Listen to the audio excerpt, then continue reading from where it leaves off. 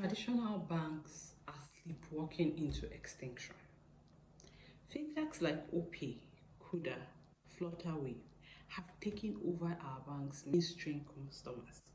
And the sad part, the banks are acting like nothing is happening. I'm not here to sugarcoat things. It is an urgent call to action. If Nigerian banks don't innovate now, they are going to become as irrelevant as. Who remembers Nokia? Let's talk about how you got here and what you can do to remain relevant. Let's be honest, this didn't start overnight. Nigerian banks ignored fintech disruptors from day one. When they focused on the underbanked and provided easy payment options, banks felt, well, those are not our customers. Not realizing something about true disruptors, they never stop at the low-income customers. They make enough money from that segment and inch up higher. That has happened now. Another thing that I think our existing banks thought is loyalty will pay off. How can Nigerians trust banks without physical branches? Nigerians have shown you we value convenience over physical buildings.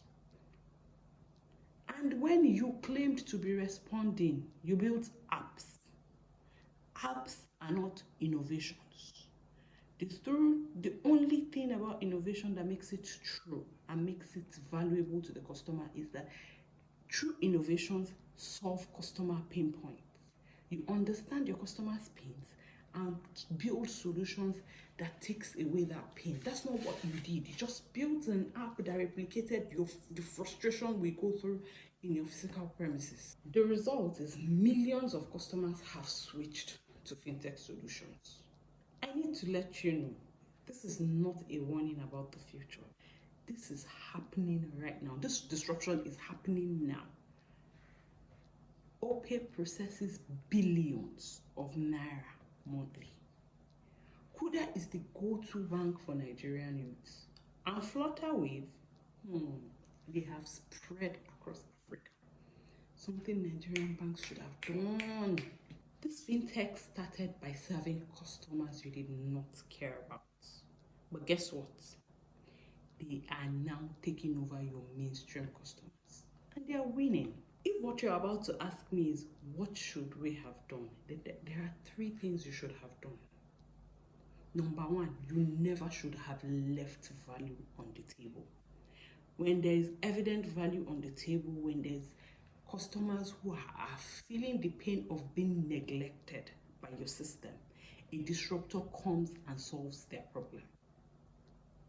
Disruptors came, solved the problems of underbanked and low-income customers, and they made enough money from them and went to the next group and the next group and the next group. What should you have done? You should have created an innovation team. Every of those banks, every of the traditional banks should have had an innovation team that understood the principles of disruption, identified values banks were leaving on the table, and looked for how to serve these customers in a way that makes them feel like the revenue they generated from this customer segment is what will keep them alive. They can't think like they are your bank. They have to think like they are innovators, like they are startups, like the 2 naira matters, the 5 naira matters. You didn't do this. It's called self-disruption. When you lost your chance on this, the next option was to compete on the disruption by joining the disruption. Either by competing for market share with the disruptors and leveraging the trust you had then, the regulatory backing that mattered, the physical presence and premises that we truly care about, because it brings an element of trust. You should have competed on this basis to keep in some market share so that your customers won't go completely to Opay. They'll go to this fintech and your own fintech. And you probably could have won, but you didn't do that. Another option was to partner with this fintech, as they were coming up. You should never have felt they're targeting a customer we are not interested in. If they are your customers, you should be interested in them. You should have partnered with them in your attempt to join the disruption. And if that didn't work, you should have acquired them. That's what innovative companies internationally do. You see someone that is a threat, you acquire them. You didn't do all of this, and I think you've lost your chances on joining the disruption. Your last and only chance is to disrupt the disruptor. Yes, you need to become the Opay of yesterday. Chances are, like through human behavior, this fintech have made so much money and have inched up and have probably left value on the table. So you're going to bank on what they banked on. You're going to act like they acted when they came in. You're going to look for the customers that they have left behind. You're going to understand their true pain points. And you're going to innovate to solve it. You're going to become the disruptors. I know, yes, we're so big now. We are with all our branches. The entire bank is not going to act like the innovation team. You have to set up a disruptive team, an innovative team, a startup, with startup mentality and mindset. And you're going to try and disrupt. Because the alternative is obsolete.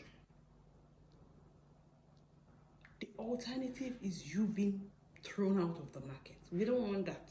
Let's be real. This is about survival. Nigerian banks have to act now, or they'll become relics of the past. The choice is simple. Adapt or become. We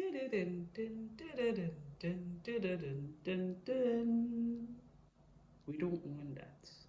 If you're wondering why I'm passionate about existing traditional banks, look forward to my next video, or maybe the next one, because I'm going to tell you why I want to defend Nigerian banks' dominance, why I want to probably regain it. Because seriously, as this is looking, it's like the fintechs are going to win. And truly, they are going to win. The only way Nigerian banks can stand a chance is to act like fintechs, is to become fintechs. Fintechs don't build apps, they solve customer problems. They innovate solutions to take away the pain points that customers have. Care enough about your customer, and I'm going to win this race. If you're in the banking industry, I want to hear your thoughts on how you think banks are responding to fintech disruptors. If you're a business leader, you want to stay tuned, because the future is for those who act fast. And if you're an innovator, a startup founder, our tech bros and sisters who want to create that app, disruption is one of the easiest way to innovate.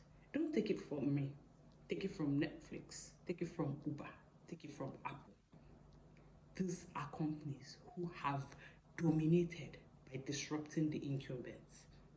Incumbents have a very, very common behavior. They disregard disruptors until it's too late. So as an incumbent in any industry, you want to self-disrupt before you are disrupted.